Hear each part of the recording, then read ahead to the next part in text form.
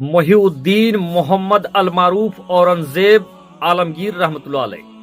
दोस्तों, आज पूरे भारत में औरंगजेब के ऊपर बात चल रहा है, विवाद हो रहा है। तो आखिर कौन थे हजरत औरंगजेब आलमगीर रहमतुल्लाह अलैह? आज उनके बारे कुछ ऐसी जानकारी देने जा रहे हैं इस वीडियो में जिसको देखकर यकीनन आपके रोंगटे खड़े हो जाएंगे।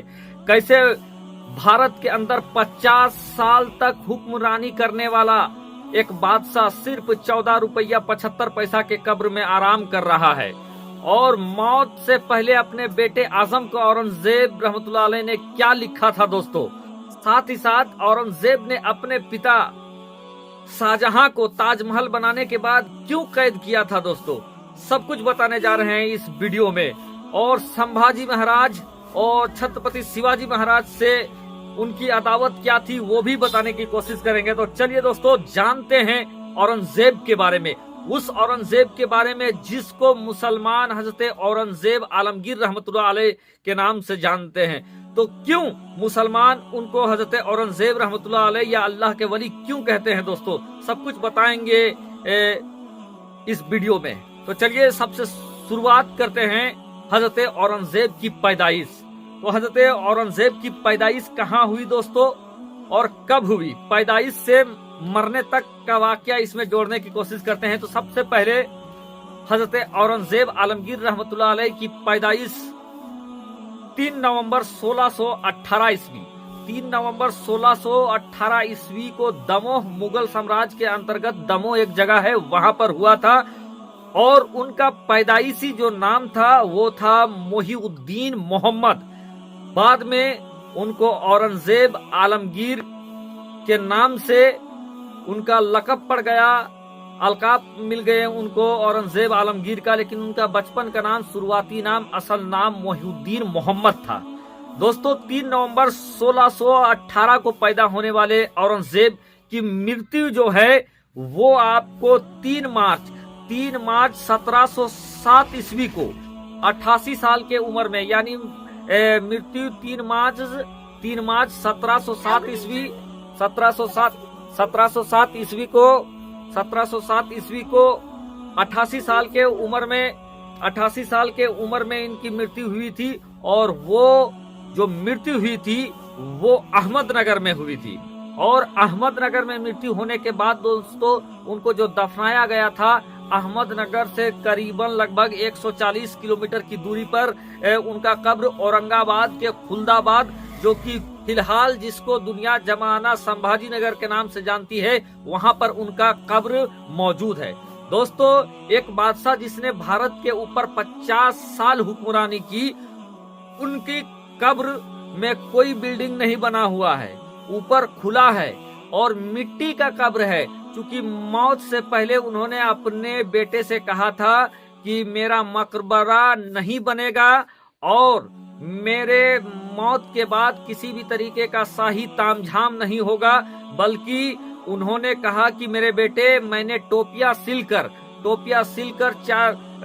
लगभग टोपी सिलने से उनको 4 रुपया 20 आना की आमद हुई थी, जो उन्होंने बचा कर रखा था। अपने बेटे से कहा कि मैंने टोपी सिलकर 4 रुपया 20 आना कमाए हैं, इसी से मेरा कफन दफन करना, और उसी से उनका कफन दफन हुआ।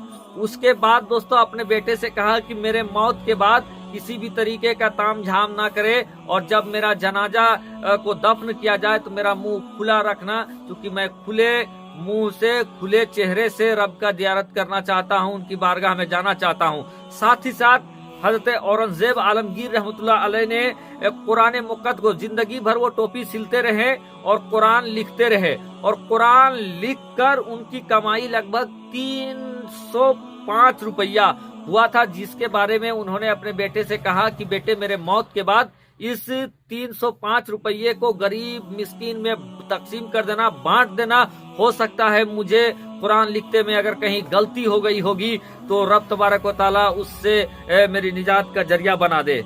अब दोस्तों आगे बढ़ जाते हैं कि जिंदगी भर 50 साल तक हुक्मरानी किया और वो टोपी बिनते रहे और कुरान लिखकर अपना और अपने परिवार का गुजारा किए। हजरत औरंगजेब के बारे में मैं आपको बता दूं दोस्तों कि इनकी जो पत्नी थी, 2 पत्नी थी। एक पत्नी का नाम नवाब बाई जिनका जन्म 1620 ईस्वी को रजौरी में हुआ था और मृत्यु दिल्ली में 1691 में हुआ था। दूसरी जो पत्नी थी उनका नाम था दिलरस बानो बेगम, जिनका जो जन्म था 1622 ईस्वी इंडिया और मृत्यु जो था 8 अक्टूबर 1657 ईस्वी को हुआ था। और हजरत औरंगजेब आलमगीर रहमतुल्लाह अलैह जो थे दोस्तों, वो छठे मुगल बादशाह थे। शाहजहां के बाद वो मुगल साम्राज्य, मुगल एम्पायर को भारत में स्थापित किया, चलाया। और जिस समय औरंगजेब भारत के बादशाह थे, उस समय भारत की सीमा लगभग 40 लाख मुरब्बा मील में थी। और इस समय जब हम लोग ये वीडियो देख रहे हैं, बना रहे हैं, अभी वो हिस्सा घट के लगभग 33 लाख में आ गया है। यानी औरंगजेब जितने बड़े भारत के बादशाह थे, उसमें से कम 7 लाख मुरब्बा मील का स्थिति जो कम हो गया है। कुछ चीन ने छीन लिया है, कुछ और लोगों ने छीन लिया है। मानसरोवर तक कहा जाता है दोस्तों, औरंगजेब के शासनकाल में जो पवित्र मानसरोवर है, वहां तक भारत की सीमा थी। चलिए दोस्तों आगे बढ़ जाते हैं कि औरंगजेब आलमगीर रहमतुल्लाह अलैह, इनकी मृत्यु 1707 ईस्वी की हुई। और ये जो शासन काल जो रहा, जब ये रूलर के तरह रूल किया, वो शासन काल था 1658 से लेकर 1707 तक। यानी दोस्तों लगभग 49 साल तक भारत का राजा रहे। लेकिन सादगी और अदलो इंसाफ का तकाजा ये रहा कि अपने बाप शाहजहां को उन्होंने कैद किया था। लोग जानने का प्रयास करना चाहिए, इतिहास के पन्नों को पलटना चाहिए कि आखिर औरंगजेब ने अपने बाप को क्यों कैद किया था। तो मैं आपको बता दूं कि औरंगजेब ने अपने बाप को इसलिए कैद किया था कि उन्होंने ताजमहल जो बनवाया था वो पब्लिक फंड से बनाया था, पब्लिक के पैसे से बनाया था। और इसी फिजूल खर्ची की वजह से औरंगजेब आलमगीर रहमतुल्लाह अलैह ने शाहजहां को कैद कर लिया था। और यहाँ तक कि दोस्तों कि उन्होंने अपने एक भाई के ऊपर अदलो इंसाफ के तकाजे से उनका खात्मा करा दिया था दिल्ली के सड़कों में। तो ऐसे थे हजरत औरंगजेब।